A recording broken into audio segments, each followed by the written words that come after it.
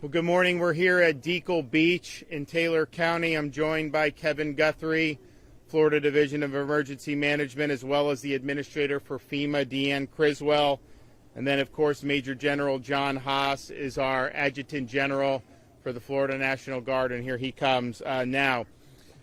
We, in this part of the state, we saw really monumental storm surge. We're not going to be able to have the firm numbers right now, but that'll happen. But I mean, clearly you saw storm surge in excess of 15 feet. So that is much, much more significant than what we've seen in recent storms like Idalia that hit, and certainly Debbie. And that is really, really destructive. So as you look around here, you see some homes that are now just rubble. This stuff's coming in, it's fierce, and it just is unstoppable. So there's a lot of damage that we're seeing here, and I was able to, with Kevin, we were in Perry yesterday meeting with some of the local officials, and then we flew to Cedar Key, but on the way to Cedar Key, we flew over the entire coast. And I remember doing that after Idalia, and I remember seeing damage, and I walked the streets after Idalia in some of these areas, but this one was, it was like, wow, you see some just complete obliteration for homes. So this is something we now have overall in the state. There have been 11 confirmed storm-related fatalities, and that ranges from things like traffic fatalities to people that were impacted directly by storm surge, but no fatalities as of now in Taylor County, which is where the storm made landfall and which had the most storm surge. So, one, I just think that that's a credit to the folks here. A lot of the residents really heeded the call. You had a lot of your local officials that were working very constructively to be able to make sure that people were safe. And if you told me there was going to be 15, 18 feet storm surge, it may end up being where it reached 20. That's possible. If you had told me that even with best efforts, I would have assumed that we would have had multiple fatalities. And so as hard as it is to see a home destroyed, as hard as it is to have people displaced, if somebody perishes in one of these, there's no way you can fix that. So I want to just thank everyone who's been involved with that. It's really, really important. And the folks here in Taylor really worked hard to protect the lives of their citizens. And clearly in difficult circumstances, it paid off. We have across the state, and the state has led some, state has coordinated with some, locals led others, rescue missions to help bring people to safety. That's all been all up and down the Gulf Coast of Florida. You've had thousands of missions that have been completed since the storm arose on Thursday. Since we started getting the first impacts of Hurricane Helene, we've now had power restored to 1.94 million customers, and we have 457,000 without power as of this morning. Duke has 200,000, the co-ops 143,000 out, FPL 50,000, 44,000 for the munis, and 17,000 for TECO. We anticipate those numbers to continue to go down throughout the course of the day. Now, there are some areas where you're going to have to rebuild the infrastructure. And so Kevin and his team, we've worked hard to have this mutual aid available. That mutual aid is going to go. People say, oh, it's going to take, X number. Well, maybe it would under normal circumstances, but if you surge additional resources, you could get this stuff rebuilt quicker. And so we're committed to doing that. I think it's a good use of resources. And so there are some pockets, particularly that were in the direct path of the storm, that may need to have a rebuild. But as of 9 a.m. this morning, almost 2 million have been restored, and about 457,000 are currently without. And, we're here a little bit more than 24 hours, 36 hours after the storm. And, of course, as you'd imagine, the counties that are most significantly impacted in terms of the percentage that are out are the counties that were in the direct path of the storm. Taylor, Suwannee, Madison, Lafayette, Jefferson, Gilchrist, Hamilton, Dixie, Columbia County. So folks are working on all those. We've now cleared over 12,000 miles of roadway that had debris from the storm, and we've cleared I-10. That was cleared in about 6 hours after the storm. Bridges, over 1,400 bridges have inspections, and so those have been reopened accordingly. Tampa, all the major bridges are reopened, all the airports are reopened. We have folks that are still responding as need be with Florida Highway Patrol. Of course, we have Florida National Guard, our state guard, that are there doing whatever needs to be done to help folks out. Post-storm, yes, we've got a lot of people who have had power restored, but there's still a lot of people without. When you're using generators, make sure you're using those generators properly. Do not run your generator inside your home. It's got to be outside the home. Please keep it a safe distance away from any doors or windows. The carbon monoxide could kill you. Housing. Obviously, you look here, people are going to be, if this is your primary residence, you're going to be displaced, because even some of the homes, you look up, some are totally destroyed. You look up some that are really built high on the steel beam, or on the concrete beams. They look fine from the street, right? And maybe they are, but you don't know if there's been some swaying. You don't know if any of those are even inhabitable. So people are going to be doing that. So there's going to be a need for housing mission. Overall in the state, there's obviously options that people can do. Visit Florida, our emergency accommodation modules for Expedia and Priceline. They are still open and available for people that had to evacuate, can't get back to their home, or have their homes that are uninhabitable, and they're going to continue to provide that for the users. Now, places like here, we're in Taylor County, this is not like the Pinellas County beaches where you have hotels everywhere. There's not going to be hotel rooms that are going to be able to accommodate the people that have been displaced. So Kevin Guthrie, he'll talk about it in a minute, but we spearheaded our own temporary housing program a couple years ago. We have things like travel trailers that are available.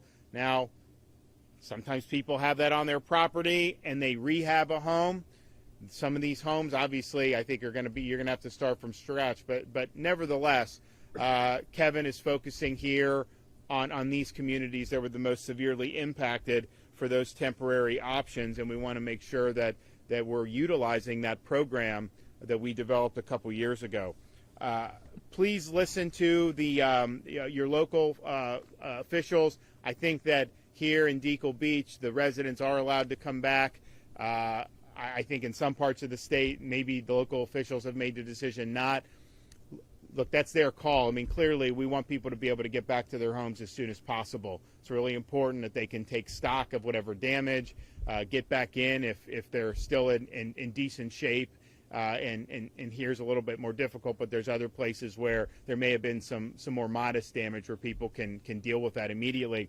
So hopefully that'll happen. Now, in the meantime, if you're in the need for non-emergency information, we have a state assistance information line, 1-800-342-3557, 1-800-342-3557.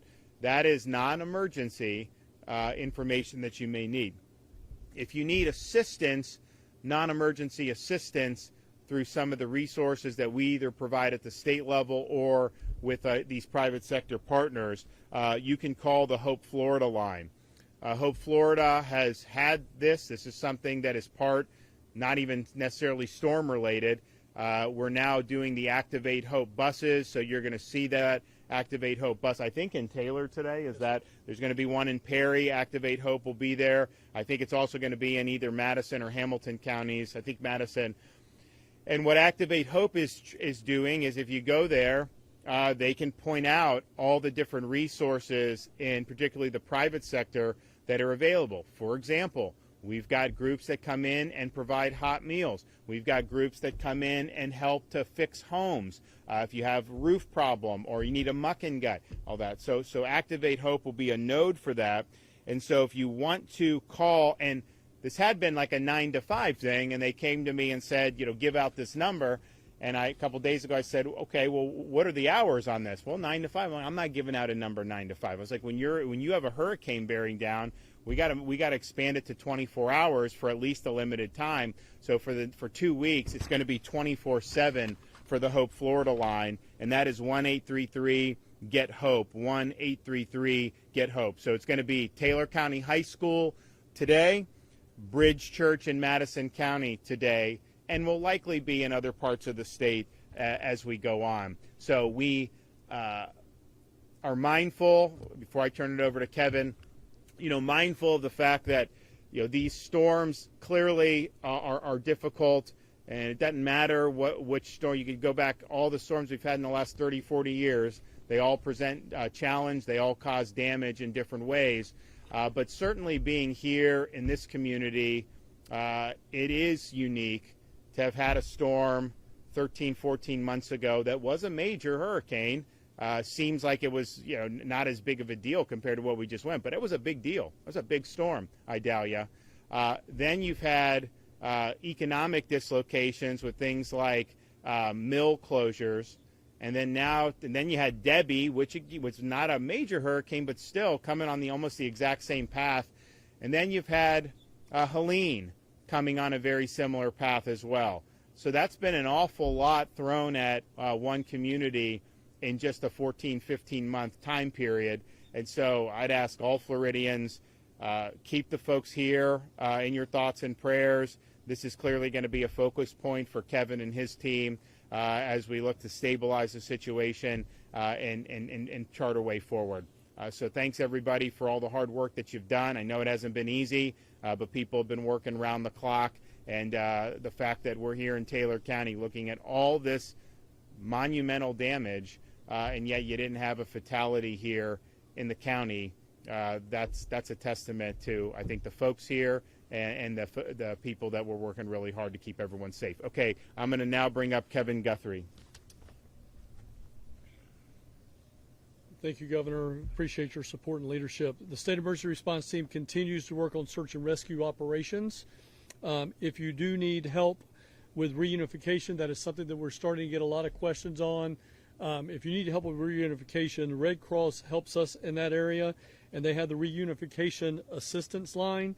So that number is 1-800-RED-CROSS. That's 1-800-733-2767. Again, 1-800-RED-CROSS.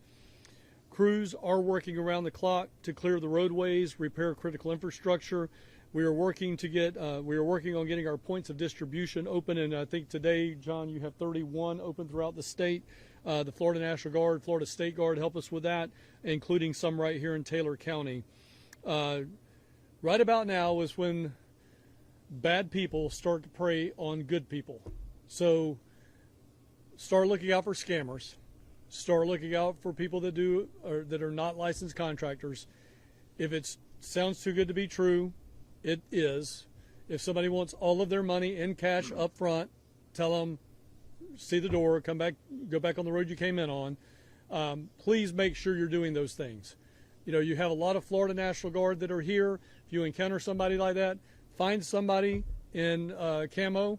They'll get that up to their company commander. They will make sure that we start investigating that, looking at that, and getting the right necessary resources from either the Department of Business and Professional Regulation and/or the Florida Attorney General's office to come out here and start seeing what's going on. You can always verify a contractor by going to the Department of Business and Professional Regulations website at myfloridalicense.com, myfloridalicense.com, and check anybody's license.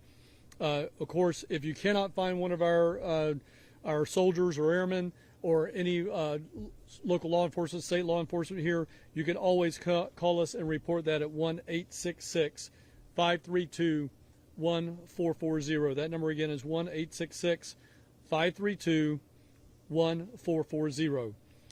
If you receive damage to your home, please take pictures before you start any cleanup. Make sure you get pictures of high water marks. Take those high water marks both on the inside and outside of your home. Again, as the governor said, there may be down power lines in your area. Please stay away from them. Wear the appropriate safety gear during cleanup, and and do not handle hazardous debris. What do we really mean by hazardous debris?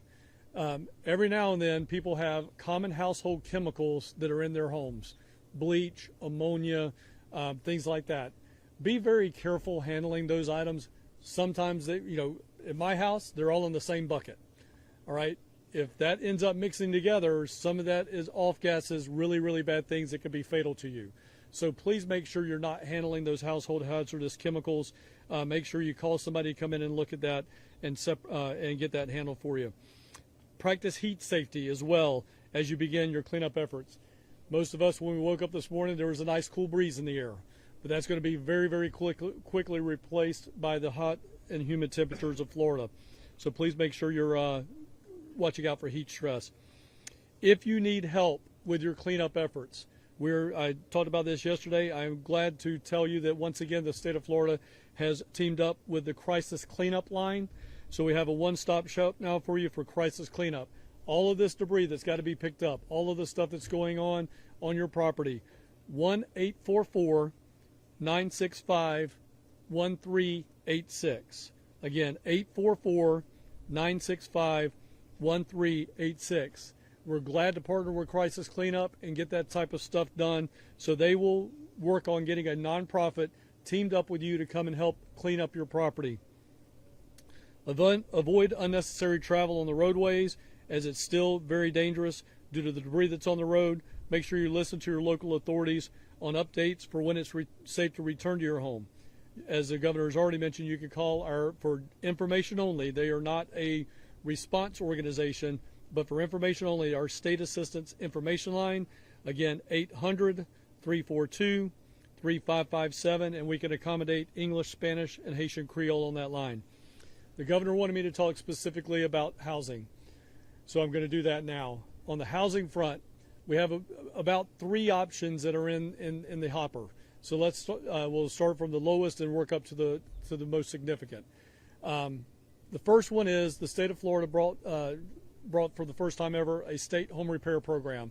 What the governor does is he goes out and he works with, him and the First Lady work with places like Home Depots, Lowe's, and other big box lumber stores to get donated items, pay for those items, and then we work with nonprofit groups like the Southern Baptist Disaster Relief, who is already set up here in Taylor, Team Rubicon, and a multitude of other organizations to come in and start helping you out with muck and gut, taking that damaged sheetrock out, and start helping to repair your home.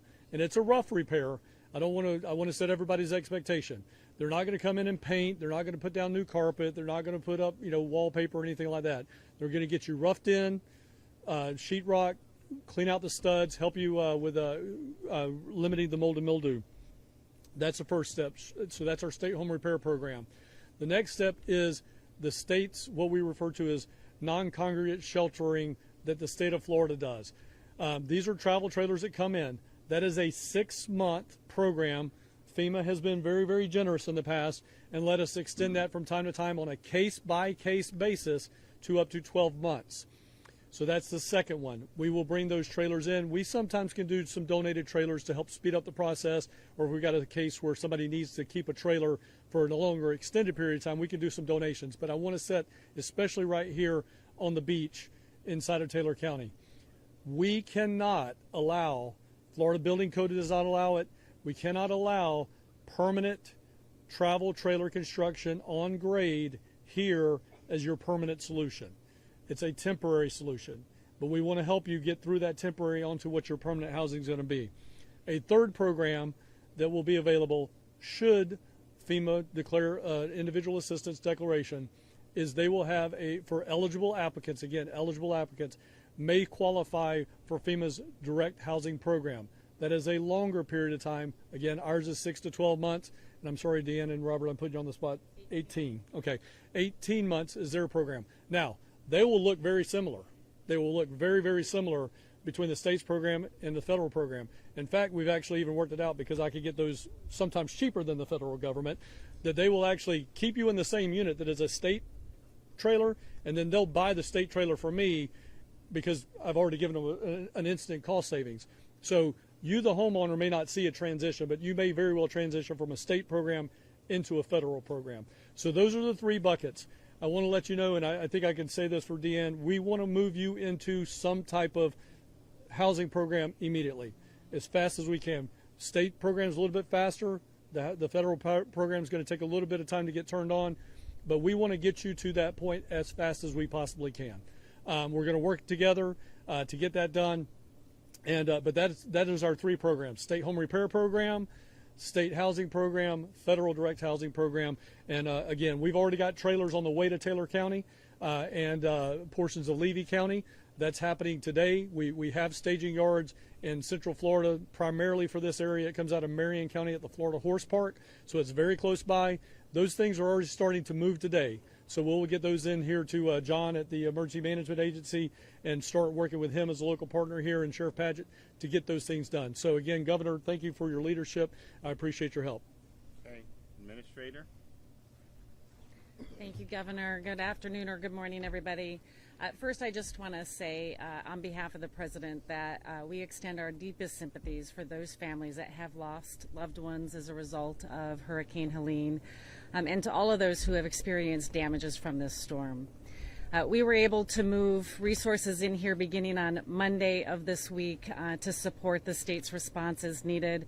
Things like our search and rescue teams, the Army Corps of Engineers, hospital assessment teams, and working with Director Guthrie, helping to augment the response across all of the different localities that were impacted by this. As we now move into the assessment phase, I'm grateful to be able to join the Governor today to get a first-hand look at what some of these impacts are, hear some stories about what your challenges, what your concerns are as we go forward, and to help facilitate the gathering of data so when the Governor submits his request for a major disaster declaration that we'll be able to move that through the steps very quickly. If and when the individual assistance declaration is awarded, I just want to let everybody know that we have a new program with displacement assistance, and I know many people have been displaced, and so if you have experienced any costs as a result of being displaced from your home, really gather those receipts, document the costs that you're incurring. Those now, many of those costs will be eligible under some of the changes that we made to our program earlier this year. As we continue through this process, as you heard from Director Guthrie, we'll continue to work side by side with his team to make sure that the federal resources that we can bring in will complement and augment the state resources and the state actions that are happening, and that we work with everybody through their own recovery process. We know that recovery is very complicated, but when we all come together, we can certainly make that a little bit easier. And we know that everybody has a very specific and unique situation. And so we want to ensure that our processes don't have this one-size-fits-all approach and that we work with you with your specific needs. And I understand that many people have been impacted now by multiple storms over the last 13 plus months, and we know what a hardship that can be. And so I've directed my team to make sure that we are trying to reduce as much of that burden, especially for those that have experienced multiple impacts from multiple storms, and make this as easy as possible to keep your recovery going. With that, I'll turn it back to you, Governor. Thank you. So Kevin and his team, that housing mission is already happening. And normally, I mean, that would be something that would be weeks, if not months, after a storm. So I appreciate them working very hard on that. We understand that this, especially in areas where there aren't as many temporary solutions available, period, you got to step up. And so they're doing that. So we're going to go from here. We are going to tour some other parts of the area. We're then going to fly down to Manatee County, and we're going to look at some of those areas on the coast. You know, you get hit with it here, you see the damage. That's it's something that I think people understand. A major hurricane, other parts of the state, it didn't come within 100 miles of them, and yet, you know, you had really significant impacts. And so there are impacts down there. So we're going to go take a look at that as well. But this is just the beginning. There's going to be a lot of work that needs to be done. We understand that. We do have the Hope Bus in Taylor today. In Perry, you're going to have the pods and all that stuff is going very, very quickly. So I appreciate the general for helping to facilitate that. So the waters, I know we've got meals ready to eat. I know we have the things that need to be put on target. So that will happen. Okay. Any questions? Governor,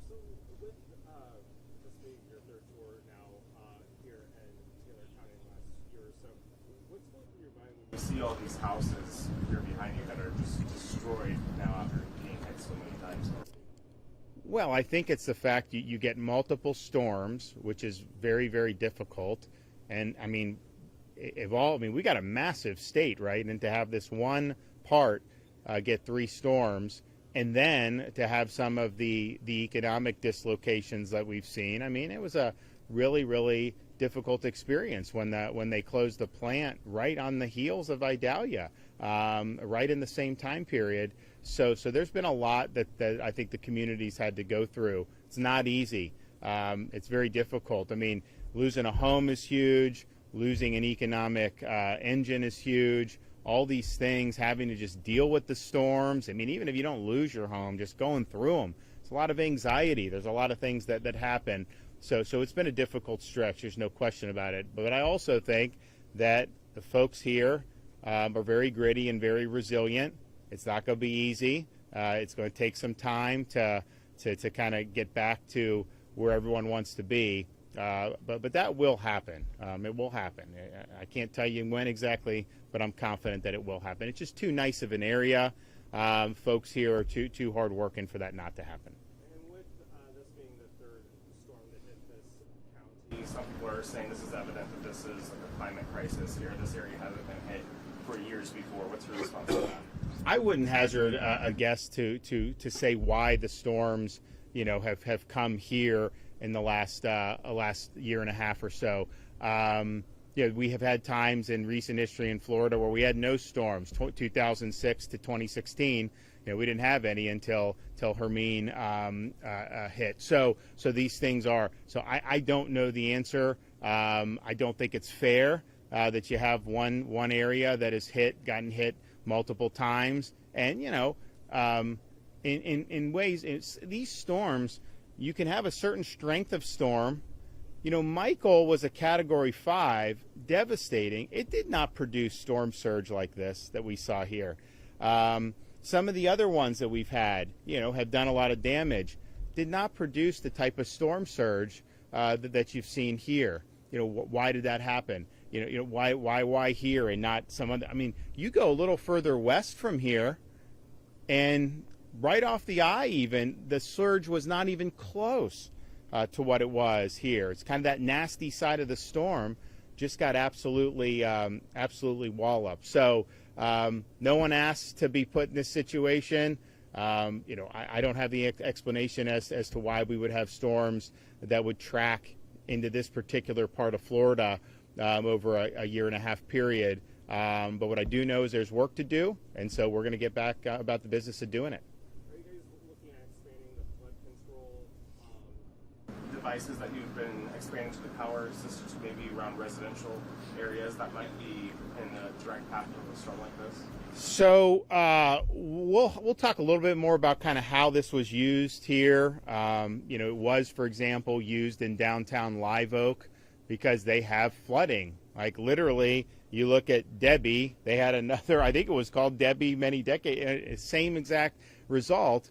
And so they're like, okay, what can we do? So Kevin and his team work with them, and they set up. I think it worked. Yes, sir. Yeah, so it worked, right? Now, I'm not going to sit here and tell you that putting flood protection devices is going to withstand 15 to 20 feet of storm surge, because it won't. But I think what those devices did is when you do have surge, when you have flooding, the water goes up a foot or two, you have those. It can be effective. Tampa General Hospital, they have flood protection around. We didn't do that. They did that themselves, but it's a similar thing. That's a low-lying area. You had 6 feet of storm surge, and they were fine with it. So yes, it's something that we're going to look at doing, finding areas that are in flood-prone parts of the state, that if you do have a storm coming, either provide or offer these flood protection devices, and perhaps even get creative about how we can generate some funding for that, because I think the reality is, if you went and you picked out like a bunch of homes that are insured by Citizens and you did this in certain areas, the claims would go down because the homes would be protected. Not gonna be able to withstand this here, but as you go further inland, particularly as you look on the coast that didn't get a direct hit and yet still saw water rising, that's a big deal, and it makes a difference. If you can block a couple feet of the water from going in someone's home, well, then they can go on about their business. You get a foot or two of water in someone's home, then you need a major muck and gut right there. And we saw that in St. Pete Beach. We saw the water in St. Pete Beach. I think there's other parts of the Pinellas beaches that were even more for surge. But we saw the water lines. So if you didn't know there was a storm and you just looked at some of the houses without a water line, you couldn't necessarily see outward damage, but the water line is up 2-3 feet, almost to the doorknob on some of the homes. Well, that is going to require a lot of work. So I think there may be a role in residential areas where you'd be able to provide protection. But I'm also not going to sit here and say that if you have storm surge of this magnitude in a coastal community, to have somebody that's right on the water, that probably is going to be enough. Mother Nature on this stuff, it's just incredible how powerful it was. So we're going to take stock of how that worked this time, and then we will work next time on some measures that will go, and we'll focus it on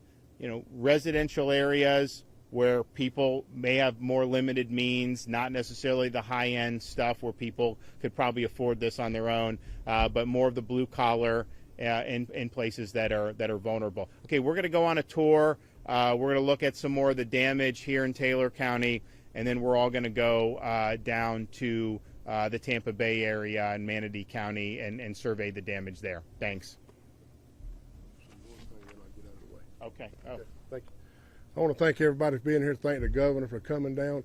Every time we've had a catastrophe, he puts boots on the ground. He helps us. We have other sheriff's office here. This is to protect you and your family and you and your property against looters and people that come try to take advantage of you. I got some passes up at EOC. Drop by and get one of these here, strap it on your windshield. You can go and come. But we're going to keep these people out that's trying to take advantage of you. Again, thank you. Thank you for evacuating. I don't know how many lives were saved by that, but we hadn't found one person yet. So thank you, thank you, thank you.